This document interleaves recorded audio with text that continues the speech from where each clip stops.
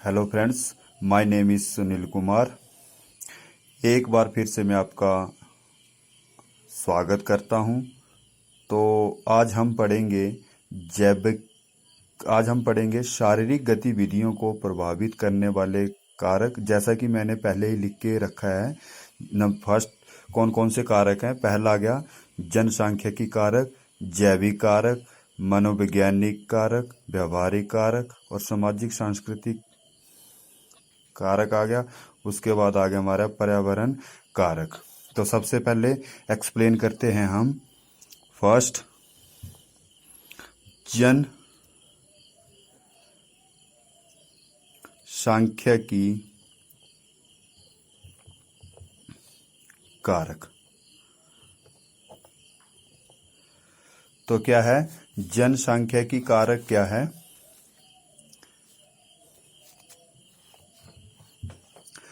जनसांख्यिकी मानव जनसंख्या का सांख्यिकी अध्ययन है। यह एक बहुत सामान्य विज्ञान हो सकता है, जैसे किसी भी तरह की गतिशील मानव आबादी पर लागू किया जा सकता है। परंतु शिक्षा के क्षेत्र में जनसांख्यिकी को अक्सर सामाजिक, आर्थिक और सांस्कृतिक और जैविक प्रक्रियाओं के बीच संबंधों का विश्लेषण करता है। तो जनसांख्यिकी, इसको हम क्या कहते हैं? इसका जो विश्लेषण मैंने किया वो कुछ इस तरह से है। दूसरा आ गया आपका जैविक कारक। जैविक कारक, बायोलॉजिकल फैक्टर। क्या कहते हैं कि व्यक्ति के विकास को प्रभावित करने वाले मुख्य कारक हैं as and wait.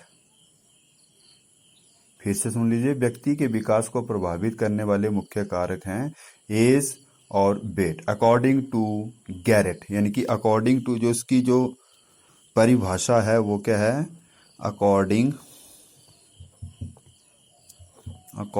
To Garrett. क्या कहते हैं?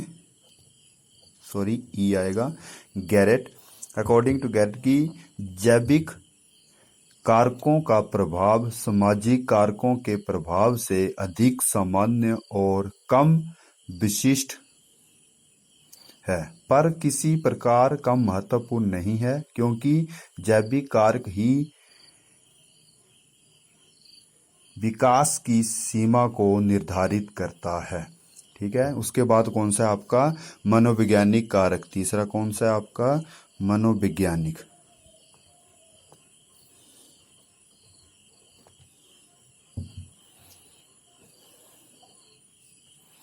कहता है कि मनोवैज्ञानिक कारक क्या है कि मनोवैज्ञानिक बहुत शैक्षणिक व अनुप्रयोगात्मक विषय है जो प्राणी के मानसिक प्रक्रियाओं, मेंटल प्रोसेस, अनुभवों तथा व्यक्त व अव्यक्त दोनों प्रकार के व्यवहारों का एक वैज्ञानिक अध्ययन करती है या करता है। दूसरे शब्दों में हम यह भी कह सकते हैं कि मनोवैज्ञानिक एक ऐसा विज्ञान है जो क्रमबद्ध रूप से प्रेक्षणीय व्यवहार का अध्ययन करता है। ठीक है। अगला आ गया नंबर 4 पे आ गया आपका व्यवहारिक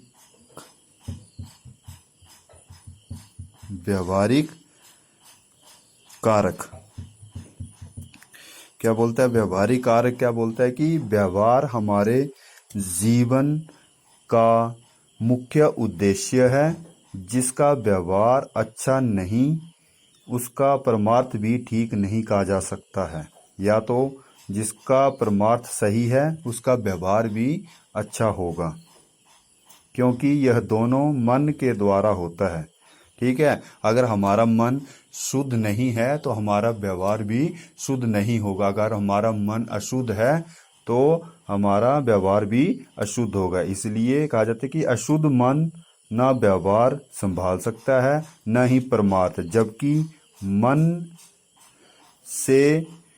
मन से रजोगुणी और तपोगुणी धाराएं उठती रहेंगी, व्यवहार सत्य नहीं हो सकता। अगला नंबर 5 पे आ गया आपका, कौन सा है? नंबर 5 पे आ गया हमारा सामाजिक सांस्कृतिक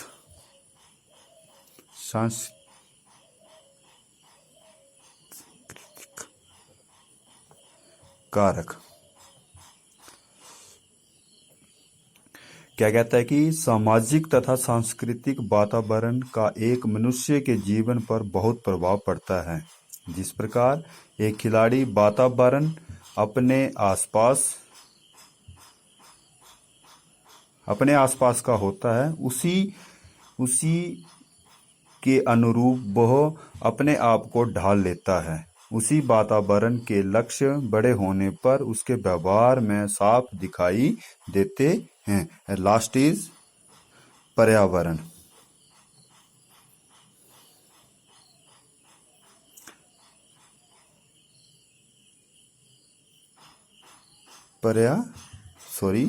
पर्यावरण कारक क्या है? पर्यावरण कारक क्या है कि जलवायु, मौसम, तापमान, प्रदूषण एवं प्राकृतिक वातावरण में भी शारीरिक फिटनेस और स्वास्थ्य को प्रभावित करते हैं। स्वच्छ एवं सुरक्षित प्राकृतिक वातावरण में भी शारीरिक फिटनेस को प्राप्त करने में सहायता मिलती है। तो आज के लिए इतना ही। धन्यवाद।